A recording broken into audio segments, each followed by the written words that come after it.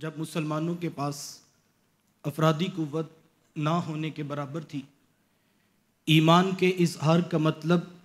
جان کی قربانی تھا، تن پر لباس پورا نہ تھا، فاقہ کشیوں کا دور تھا، دکھ، درد، تکلیفیں، مصیبتیں، پریشانیاں، ناموافق حالات کے جکڑ اور مخالفتوں کا ایک طوفان تھا جو اہل ایمان کی راہ میں حائل تھا، جبکہ دوسری طرف دشمنان اسلام تمام شعبہ زندگی پر غالب تھے۔ تجارت ان کی تھی، سیاست ان کی تھی، کاروبار ان کا تھا تو ریاست ان کی تھی۔ یہ سب کچھ تو ایک طرف، مرکز توحید کعبۃ اللہ پر قبضہ ان کا تھا، لیکن ہم دیکھتے ہیں کہ ان سخت حالات میں جب اللہ تعالیٰ نے کفار کے سامنے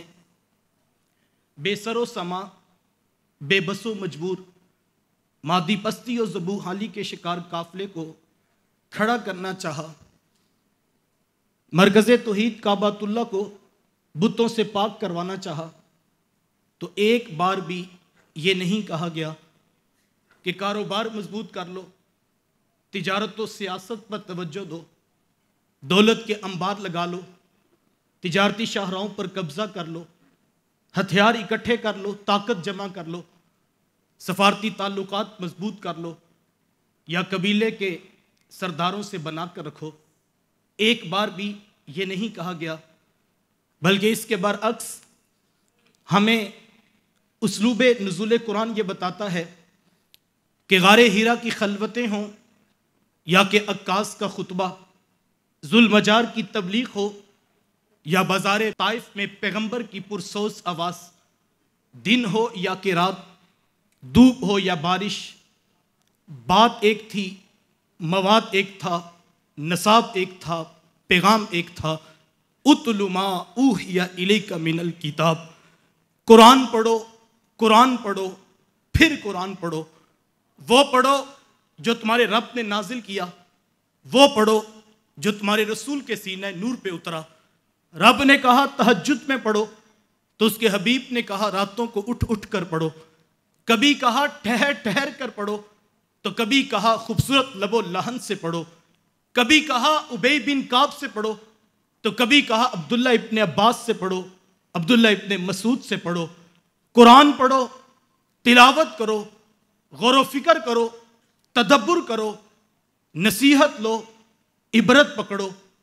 یہاں ذہن میں سادہ سا سوال پیدا ہوتا ہے کہ ایک طرف کفار کی طاقتور ترین اسٹیبلشمنٹ کے مقابلے کا سوال،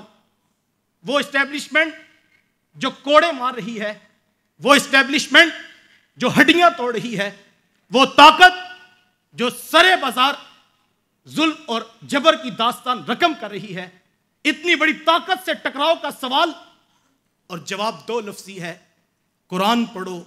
قرآن پڑھو، قرآن پڑھو۔ صاحب آخر تلاوت قرآن میں وہ کون سا نسخہ، وہ کون سا راز، وہ کون سا اسلحہ، وہ کون سا نسخہ کیمیا تھا کہ اہل ایمان کو بار بار قرآن پڑھنے کو کہا گیا؟ تو حضور والا وہ نسخہ، وہ راز، وہ طاقت، وہ نسخہ کیمیا نظریے کا استحکام تھا۔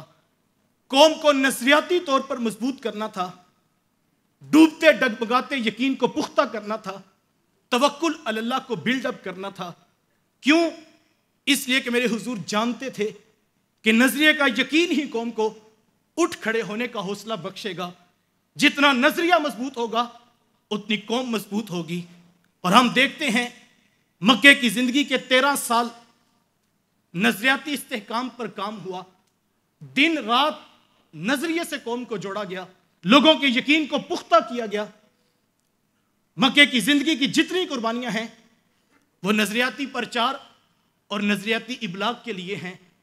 نظریے کی خاطر بلال کوڑے کھاتے ہیں تو خباب شہید ہو جاتے ہیں، نظریے کی خاطر حبیب بن زید کی بوٹی بوٹی نوچ لی جاتی ہے، اسی نظریے کی خاطر آل یاسر کے خون سے مکے کی سرزمین لالہ زار بنتی ہے۔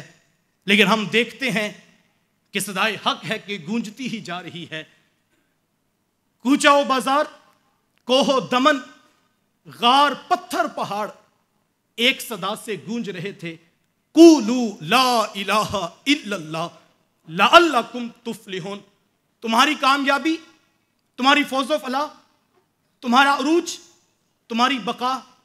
تمہاری بلندیوں کا راز ایک رب کو ماننے میں ہے.